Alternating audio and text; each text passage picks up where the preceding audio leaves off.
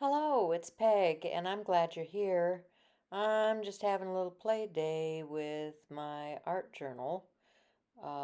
Actually, several different journals I've got out here. This one was a page that I started some time ago with some Dena Wakley, those gloss things that get all over the place and let me tell you, I used as much of them as I could before I just had to pass them on because they were not my favorite product. I like what they do, however, even being a messy girl like me, it was a little bit too much. So I had to find a new home for those products, and uh, the jars had spilled, they had made a mess, I'd peeled it off of everything. And let me tell you, once that gloss spray of hers gets on stuff, it doesn't come off easily. So, fair warning, just to let you know, if you're interested in the gloss spray inks from Ranger and Dena Wakley, that was my experience. Beautiful colors, though, right? So I've got out my Pilot multi-ball pen, and I'm just outlining some of the imagery that was on the page, used a stencil, and yeah, just giving it a little more something for the background. And now I've got Tim Holtz stencil. This is also, it's called Splotches. It's the Tim Holtz collection, and you can see the number there on the top of it. You can get all of these products and things from Stampers Anonymous or maybe even Ranger, but I'm going to use some pink paint out of the Dena Wakley media line because I've still got a lot of that to use up, and I already have this fuchsia color going on the page, so I thought, well, I'll use some of this pink paint. I'm not even sure what it's called. Um, it is magenta. Of course it is magenta. So, things are better in threes, so I'm going to use this stencil 3 times across the page in the magenta paint. Now, I've got to let that dry down, and I'm looking at this book as a book that I have a lot of different products in, and I'm thinking about, well, what do I want to use as far as products? So my page is dry now, and I'm going to come back to this and start doing some mark making and adding things. I have some tempera paints, and I want to use these to add some more color. So I'm going to reach in and find some colors that I want to use. I've got a purple and a blue, and yeah, just going to use the tempera stick and blend that around. Adding some to the circles. And these are a cheap and easy art supply. You can get these sets from Michael's, I think for less than $15. And so if you're looking for a lot of color and some creamy consistency, this is a pretty good product to have just for your journaling. I'm enjoying them anyway. So I've got color going on in several different areas, and now I want to do what? I'm looking at my page, trying to figure out what's next.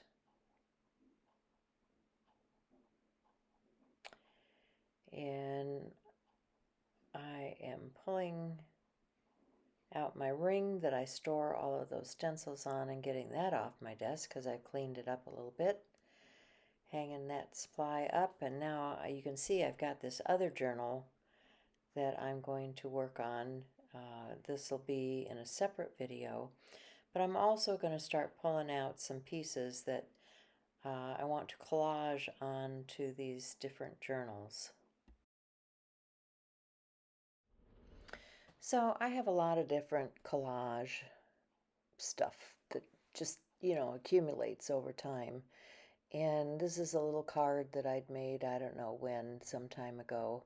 And I'm thinking about doing a flip out on that page. I've got a bunch of other things pulled out here, but I'm going to get some washi tape out and I'm going to tape that down so I've got an extra flip out on the page. I'm going to cut this little card off so it's the same size as the page. I could have left it hanging over. It's your journal. You can do whatever you want with it, but I wanted it to stay within the confines of the book.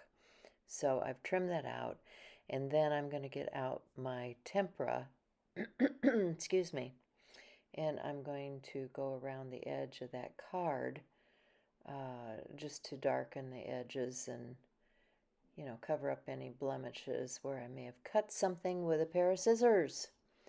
So yeah, you can see how easily this blends in to the end and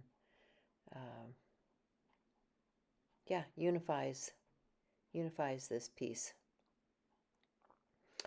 So I'm going to look at my stash and I'm going to find some cool washi tape. I still have washi tape. I got rid of a bunch of it, but some of my favorites, some of those from Ranger seem to be a little better quality than some of those Japanese ones that I had. So I held on to most of those just because it's cool stuff. And you'll see me use it several times, either in this video or in the next video as I am putting things together. So I'm gluing that down. I don't just trust the washi tape to stay where I put it. I'm going to glue it down onto the paper because if you've ever worked in one of these Dena Wakley journals, the paper in here is a lovely cotton, but it's very textured. And so things don't necessarily want to stick to it like they would if it was a regular smooth journaling paper or some other watercolor paper that had been pressed a little bit or excuse me, I'm getting a sip of coffee here while I'm talking to you. So having a little difficulty with my tip on this, and I end up having to disassemble my art glitter glue and apply it with my finger, and then I end up cleaning out that nozzle later on. But I tried to pick some washi that would blend in with both sides of this page. You can see how this page is one that I'd worked on previously, and this washi is kind of translucent, so it kind of fits in with the color scheme that I have going on here. And then when I open up the flip out, I'll want to put some washi tape down the middle of that seam too, just to make sure that it's sturdy. These books get flipped open and closed, and you want to make sure that it's sturdy. So I'm going to have a double layer of washi tape on this seam so that it can flip open and closed any number of times and it will hold up to the wear and tear.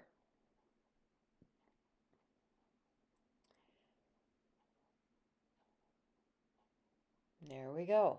Now I've got my little flip out. Now I'm going to look at some of these other collage elements and see what else I want to do. I did find a really cool image that I liked, but end up putting it on another page. I want to add some of that green tone to the other side of my page. Unification, bringing things together. So pulling some of that green across, and I'm looking at some of these other pieces that have my colors in them and can be incorporated. And yeah, while they're nice, it's not really what I wanted there. And so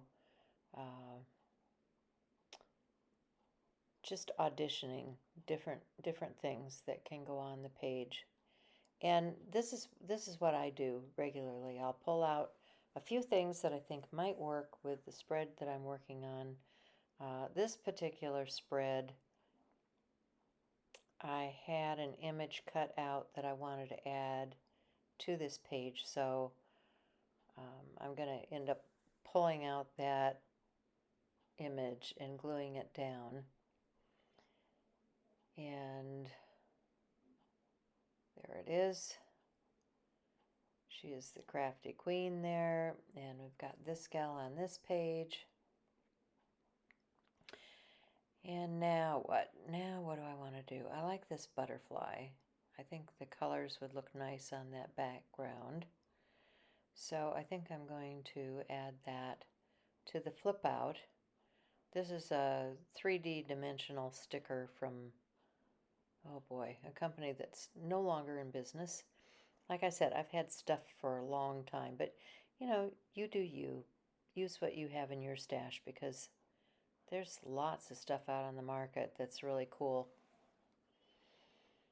Okay, so emphasizing those circles once again and looking for what's next. And I see this face stamp.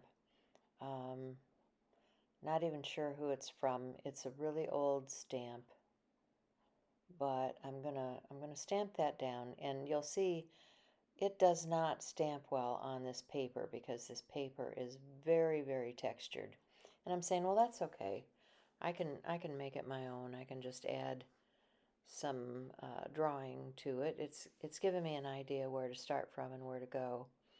So I'm just going to get out a pen. I think this is a Jane Davenport brush pen, and start adding a face that will be hidden underneath the flip out. And it's not really showing up well, so I end up getting some gesso and, you know, covering up some of the color that's already on the page. There's my jar of gesso, and I'll just fill in some of where the flesh is on this image to disguise some of the background color.